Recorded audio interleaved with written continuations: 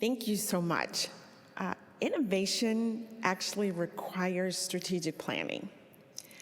And it's definitely interesting to think that failure is a requirement in order to get to the best innovation possible, something that's most holistic.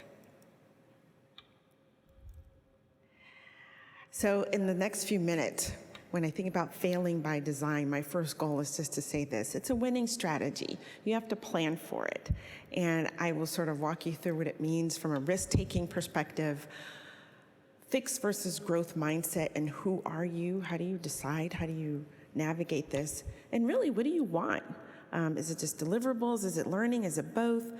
Just having a framework of thinking about it. How are you going to set this up?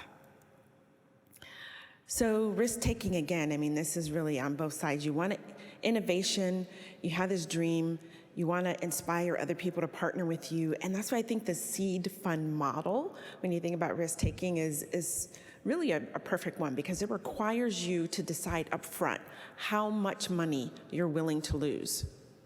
Think about that. None of us are really wanting to lose money, but you're willing to take a chance that if you put money into something that you get something out of it and it works, then that's actually pretty great. So, you've got this idea and you want to bring people to the idea. And so yes, you have to decide how much you're willing to lose, and you may get a return on investment in financial dollars and you may not. But if you have a growth mindset, the return on investment will be, why did the people who we chose not make it? What did they come up with and what were the difficulties? And so you're still going to win. You're going to learn something, and then you're ready to go the next time, and you may change how much you're willing to lose. When I think about my life as a researcher, definitely learned the failure mindset when it comes to grant submissions. Definitely did not get all the grants that I submitted, even less than 70%, but who's counting? So in the beginning, we would fear the pink sheet, and for those of you, you know what I mean. It's the reviewer's response, and it's all collated, and you have your score, and they tell you the things they liked about your grant, the strengths, and then of course you only focuses and you die by what they say the weaknesses were. And you just, I was like, I'm not going to look at this for a week. I need to be in the right mindset. Then later in my career, we would have pink sheet parties.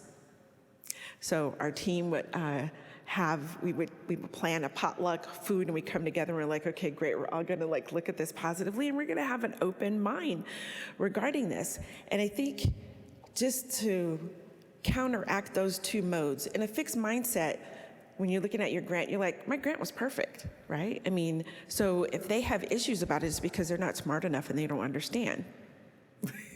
That's an amazing fixed mindset, and it's not uncommon. The growth mindset is, when we read through this, if two of the three reviewers are getting around the same thing that they didn't understand, then likely we could explain it differently.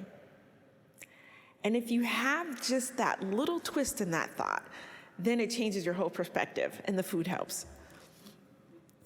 Patents, same thing. So I remember I submitted my first patent, and I had a colleague, a friend of mine, who had submitted several patents, and just a major innovator.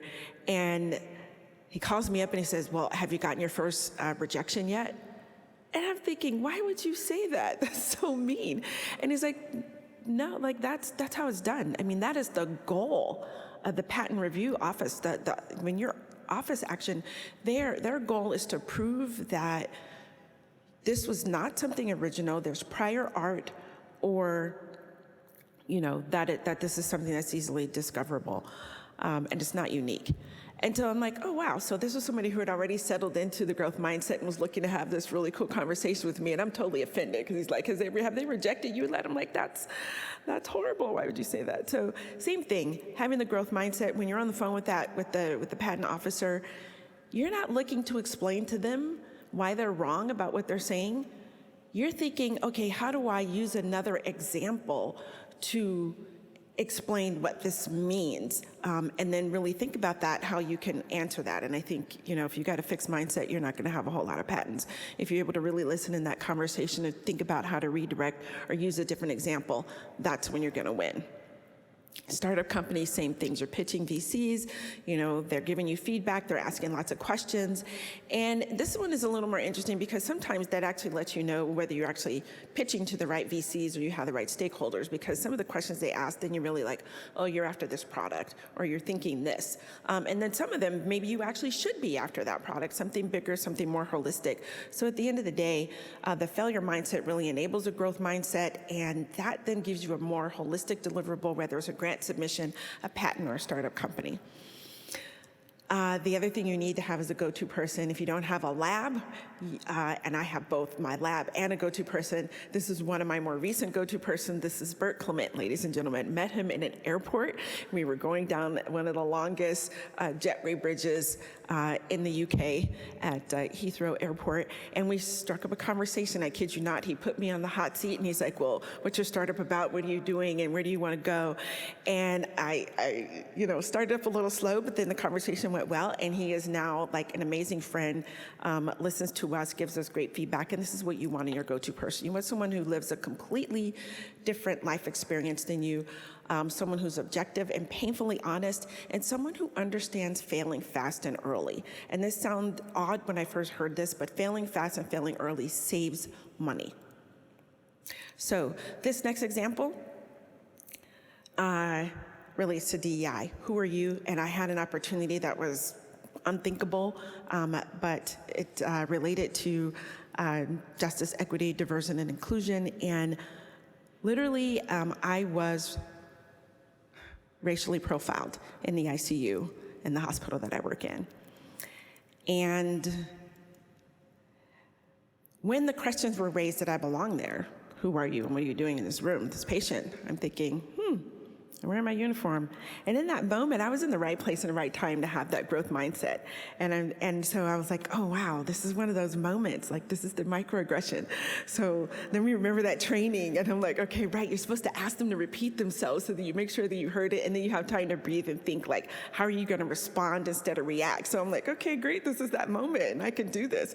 So having a growth mindset and really getting there, and I'm going to share more, you can either react, which is not really a growth mindset, or you can respond or think of a strategic response. And that then puts you in the growth mindset. So I had to really decide, what did I want out of this? And this took place over a series of events. That initial conversation was just kind of weird and awkward. But I can tell you, when I thought about what I wanted out of interacting with this person, my emotional highest, desirable deliverables were, I don't want to feel this way. This is horrible.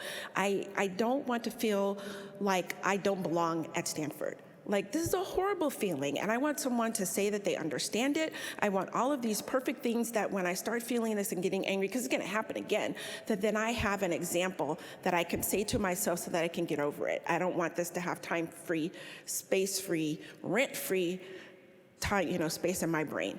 I want to have an answer to it because I have one example where someone gave me what I wanted from my learning. And then after I said, yeah, I'm probably not going to get that.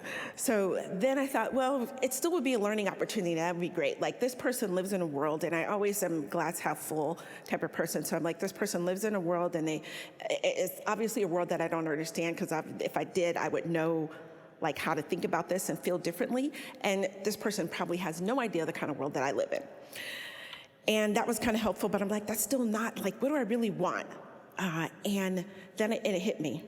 I was like, it's really actually not about me in this moment, because it's not going to affect my career.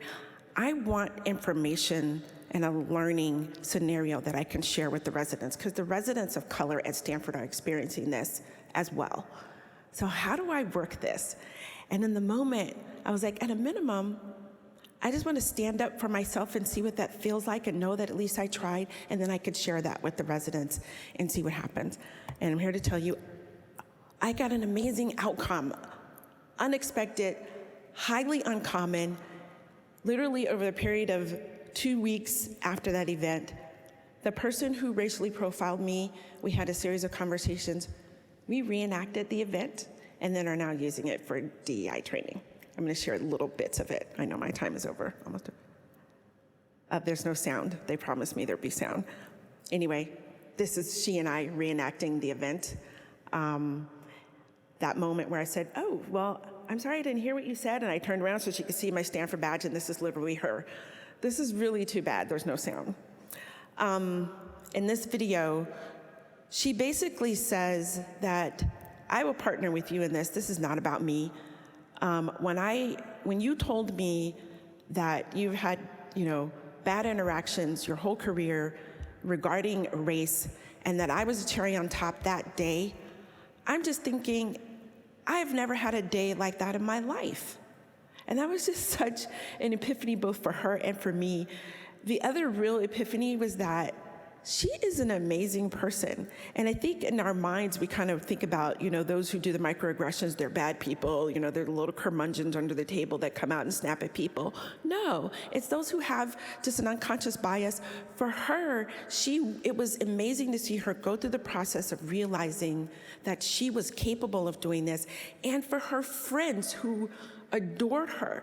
I mean, this is a team nurse. If she and I had met in another circumstance, she's the person that I would go to and want her to be on my team every single day. We were like eye to eye. And for her, she was like, I had no idea I was capable of doing that. And the more I think about it, my bias is that I assume that the surgeons here at Stanford are white males. I never verbalized it, I never thought about it. But in that moment when I saw you, it was just a matter of protecting my patient. And for her to say it and have it on video, I mean, we've presented 3 or 4 times at Stanford with different groups, and the feedback has just been amazing. I'll just go there. I mean, with risk-taking, again, wanting to go to person, a team, who are you? The growth mindset is really just that primer. So that you can then get there. But the main question is, what do you want out of it? And you have to think about it in these scenarios and be realistic, whether it's grant writing, whether it's patents, whether it's a startup company, or whether you're being a surgical leader. The wins can be huge if you have a growth mindset. Thank you.